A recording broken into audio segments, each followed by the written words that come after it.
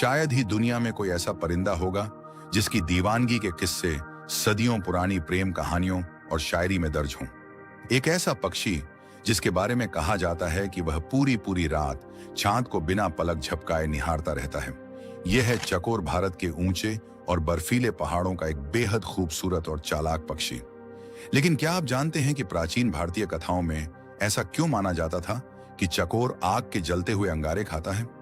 -Degree तापमान में पथरीली चट्टानों पर बिना थके दौड़ना हो, या फिर 1 सेकंड में बाज की नजरों से गायब हो जाना, यह पक्षी कुदरत की अनोखी कारीगरी है।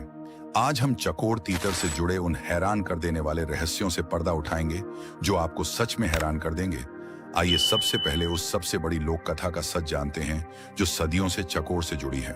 भारतीय साहित्य और कविताओं में कहा गया है कि चकोर चांद का प्रेमी है और वह रात भर केवल चांद को देखता रहता है। यहां तक कि यह भी कहा गया कि वह जलते हुए अंगारे खाता है। लेकिन विज्ञान इस पर क्या कहता है? वैज्ञानिकों के अनुसार चकोर रात के समय चांद की रोशनी में भोजन की तलाश करता है और उस समय जलते हुए जुगनुओं या लाल पत्थरों को चोंच मारता है, जिससे लोगों को लगता था कि वह अंगारे खा रहा है। वहीं चांद को एक टक देखने की वजह इसकी गजब की नाइट विजन क्षमता है, जो इसे अंधेरे में भी साफ देखने में मदद करती है। अगर आप चकोर को ध्यान से देखेंगे तो लगेगा जैसे कुदरत ने इसे बड़ी फुर्सत से रंगा है। इसकी सबसे बड़ी पहचान है इसकी सिंदूरी लाल चोंच, लाल गुलाबी पैर और आंखों के चारों ओर बना लाल घेरा। इसके सफेद और भूरे गले पर एक काली पट्टी होती है जो इसकी आंखों से होती हुई नीचे छाती तक आती है, मानो उसने कोई खूबसूरत हार पहन रखा हो। इसकी पसलियों पर काली और सफेद धारियां होती हैं जो इसे चट्टानों और सूखी झाड़ियों के बीच पूरी तरह छिपा देती हैं। चकोर को अगर पहाड़ों का रनर कहा जाए तो गलत नहीं होगा। यह 2000 से 4000 मीटर की ऊंचाई वाले बर्फीले और पथरीली इलाकों में पाया जाता है। जब भी इसे किसी शिकारी पक्षी या इंसान का खतरा महसूस होता है तो यह उड़ने के बजाय पहाड़ की तरफ ऊपर की ओर भागना पसंद करता है। इसकी मजबूत टांगें और पंजे इसे खड़ी ढलानों पर भी 30 किलोमीटर प्रति घंटे से भी तेज रफ्तार से भागने की ताकत देते हैं। यह तब तक भागता है जब तक कि यह किसी ऊंची चट्टान से छलांग लगाकर ढलान की ओर उड़ न जाए। क्या आप जानते हैं कि इसका अंग्रेजी नाम चुकार क्यों पड़ा? इसका नाम इसकी खास आवाज पर रखा गया है।